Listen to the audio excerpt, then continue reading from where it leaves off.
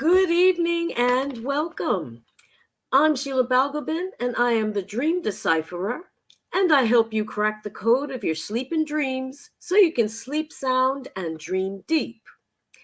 This evening I have another unusual dream. It's only one dream and it's a short one, but it shows that people can actually dream together. So I'll explain after I go through the dream. The dreamer reports that after about three previous attempts at trying to do a Tibetan Buddhist visualization before sleeping, and he was finally able to induce something called the dream yoga practice and recreate this visualization while asleep. So after three attempts, he finally was able to do this particular visualization in his sleep. The visualization involved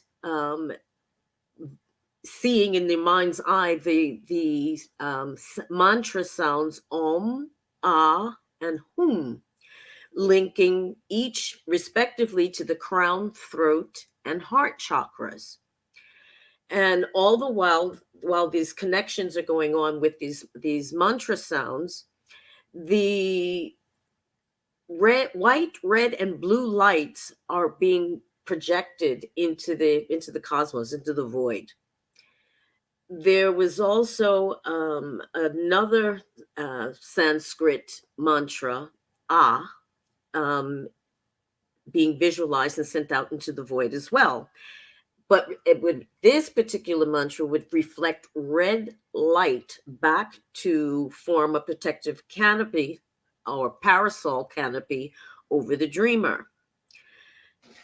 The dreamer then reports that after quite what felt like quite a long time, the dreamer actually dreamt he showed this practice to his oldest son and two of his friends until they were also able to do the same thing. And the dream ends there. It's a very interesting dream. I was fascinated by this one, and it's a lovely one as well. So, if we break this down into sections, in the first part, the dreamer has made three attempts to be able to achieve this particular visualization, a Tibetan Buddhist visualization. What sprang to mind was another religious symbol or symbolism, but from Christianity in the Holy Trinity. So it's three attempts, three tries, and it's three in many cultures has spiritual significance. So this three attempts was showing that this was a spiritual exercise. This meditation or visualization or yoga practice is specifically to develop spiritual abilities. My question here, though, is for the dreamer is what was happening with these different lights being shot out into the cosmos, into the void. What did they signify exactly to the dreamer? What energy was being beamed out into the ether? Now, after practicing three times and perfecting this visualization technique, the dreamer said that dreamt that he had transmitted this same information, this same visualization to his oldest son and two of his friends. Now, I'll come back to that in a second, but the other thing that I would ask about is these Sanskrit syllables. What significance do they have for the dreamer? They have a significance, but in the dreamer's mind, does it mean that these symbols appeared? Now, moving on from there, the in the next bit, the son reports interestingly enough, I need to preface this. The dreamer reports that he had transmitted this visualization to the son and his two friends.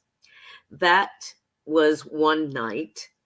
The next day, the son reports to the dreamer and the dreamer's wife that he dreamt of being in a dark room repeating words that sounded like "Oh, ah, lemme hum," or something like that. And which it was repeated so much, he actually turned it into a little song, and it got stuck in his head. He couldn't get out of his head. The if Going from there, the dreamer then informs both his wife and his son, this is in waking life now, of his dream, where this son and two of his school friends were sent this received this information. So there was confirmation that not only did the father transmit this visualization, but that the son actually received it. They were dreaming together. And I'll come back to that in a moment. Now, as it happens, the two school friends of this son, had also spent the bank holiday weekend with the dreamer and his family, on a holiday trip, camping, I think it was. But it's there's some interesting connections going on in this particular dream. And the first, as I mentioned, was the number 3, which has a spiritual significance. And geometrically, it's actually the most stable form. You would think a square would be, but actually, no. You think of a pyramid and how solid it is at the base. So it's a very stable form, 3, a triangle. Now, the dream not only connected the father and son at in waking life, but they were also connected in their dream state. And this does happen. People may not have it happen often, but it is something that does occur. I know I've had that experience where I was dreaming and my partner was dreaming, and our dreams were very similar, but we were both in the dreams and we dreamt the same night, and like I said, with some tweaks, the subject matter was very similar. I've had clients that has happened to as well, where the wife is dreaming one thing and asking a question, and then the husband is dreaming and he answers her question in the dream. So it does happen, and it just goes back to basic psychological theory in that, um, we all we all have a basic psychological substrata that is the same, which cuts across language, it cuts across religion, it cuts across race, culture, everything. It's a basic psychological profile that is common to every human being on this planet. So we are all connected already. And people who are particularly close, whether it be a father and son or husband and wife or some other close connection of some kind, could be close friends, may be able to tap into that common substrata and communicate even in the dream state. And it's something that has been part of human culture for as long as humans have been around. And even today, the Navajo and Hopi people, their elders will sit down and dream the future of their grandchildren. So we do connect not only in waking life but in our dreams. Um, so if you think about it, even though we dream about people in our lives and they may not be who they are in our dreams, there are times when we connect in a particular way, and even across time, across space, across dream states, we're able to communicate. I'd like to talk a little bit about the mantra itself. or this that was visualized, which was O Ah Hum, or Om Ah Hum. When the Om stands for the body, the Ah stands for speech, and Hum stands for the mind. And all of these sounds are meant to purify and clear the energy in those particular areas in body, speech, and mind.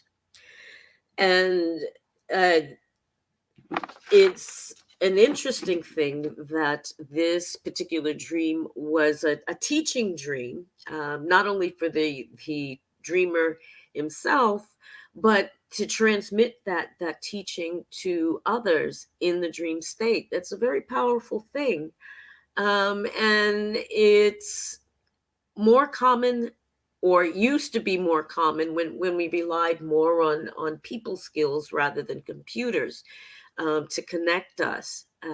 We were much more psychic at one time, um, but it is an important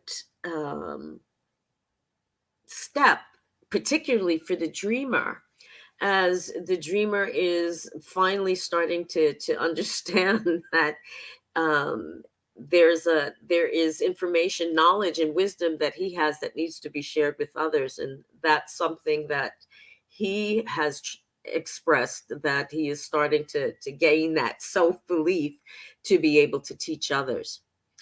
So there you have it. You have people dreaming together, and if you have a dream where you somebody reports pretty much the same thing, you were dreaming together. And if you'd like to find out more about your dreams, contact me. I can easily be reached. You can leave a comment or drop me a personal message, and I'll be happy to give you some tips. Thanks so much for watching and listening. Have a great evening and rest of the week, and I'll see you again soon. Take care. Bye bye.